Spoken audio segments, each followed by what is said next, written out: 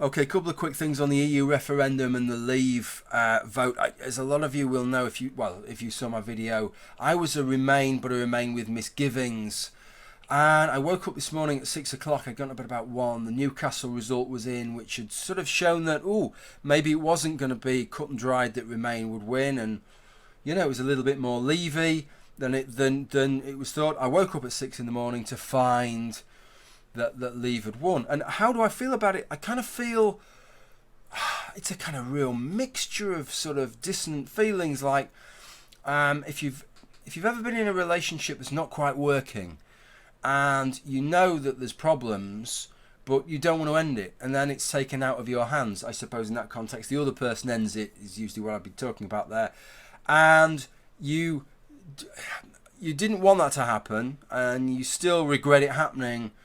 But they've done it. The decision's made, and you now have concerns for the future, sure, but at the same time, there's a kind of excitement. There's a kind of, while those concerns have opened up, new possibilities have opened up at the same time, and there's a sort of sense of excitement and a slight sense of freedom, and the excitement of the unknown, I suppose, as well as the concern of the unknown, and that's kind of where I feel now. It's a really kind of strange mix.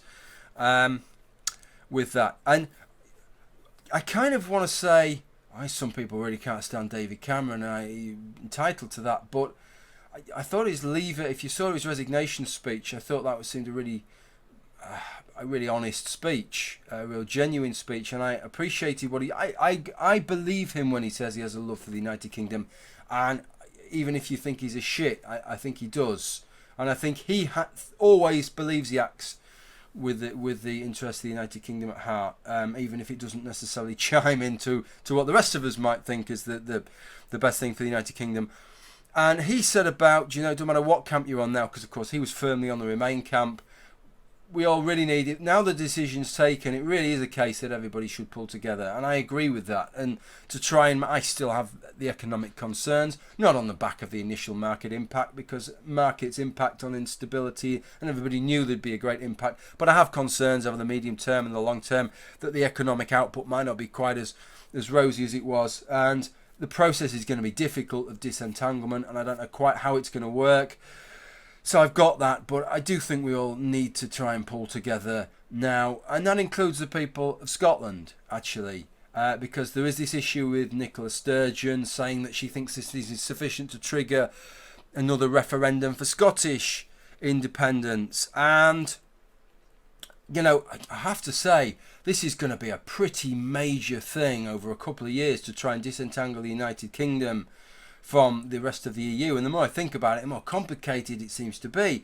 But at the same time, and she's talking about trying to fit it within that window of a couple of years, such that Scotland could be continuously part of the European Union. So as well as all that would have to be done to disentangle the United Kingdom from the European Union, we're going to legislate for another Scottish referendum, hold the referendum, and then disentangle Scotland from the rest of the United Kingdom, whilst then Scotland negotiates with the European Union and re-entangles itself with the rest of the European Union. Fucking hell.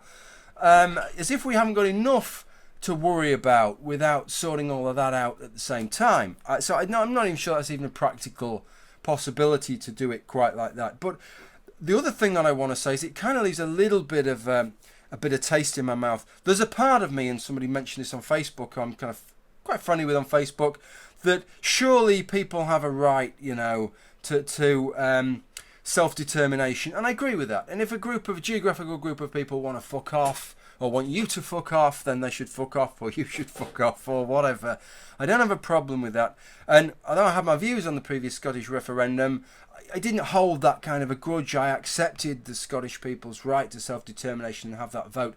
But I kind of feel that when you take part in a vote, knowing that your voting is binding on other people, to then not accept the result and bugger off because you didn't like the result. I've seen that with regard to unions and industrial action, and people take part in a union vote when they could have just disentangled themselves and said, you know what, if this vote for industrial action, I don't want to strike, and I'm not prepared to abide by the vote if the vote goes against me, so I won't take part in the vote.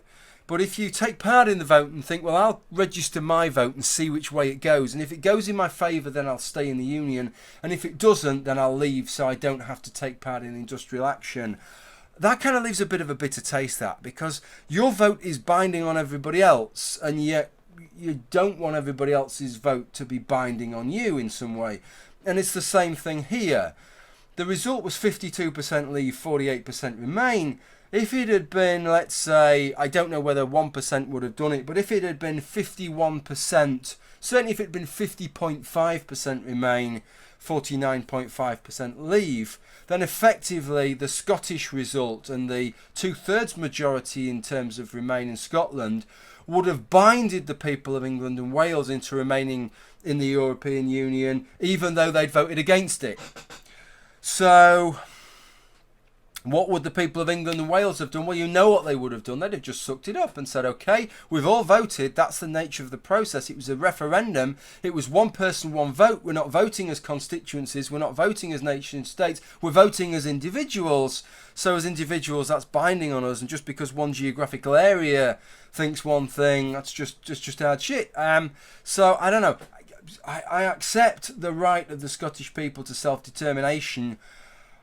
Well, I kind of think having a referendum on the back of a decision not going your way, even though if it's over something as fundamental as this, it's kind of, you know, if you weren't prepared to be bound by the decision, the referendum which you had to leave pretty recently ago when you knew this was coming up, that was the time to do it. Now I think's the time to say, okay, we pull together. And if you want to have another referendum in 15, 20 years' time, that's fair enough. But referenda mean uncertainty, mean lack of stability, and you can't just have a referendum just every time something changes which could fundamentally alter the result of the next referendum that you have, if you see what I mean. So that's kind of where I'm at with that. Anyway, bit of excitement, bit of concern. I just think we make the best of it and just take things from there. Really interested to see how the rest of Europe responds, and I think, this is what I think, the best interests, economic results, interests of the rest of Europe and the European Union is to strike a good deal with the United Kingdom, but for political reasons, a lot of pressure in some countries like Holland, France, for a referendum. I can imagine them playing pretty heavy-handed, playing pretty hardball, as if to say, you want to leave the EU, we're going to smack you down, right? Yes, you're allowed to leave, but we will smack you down if you try and leave. So interesting to see how that goes. The coming weeks will tell us a lot, I think. Okay, thanks for watching. Bye for now.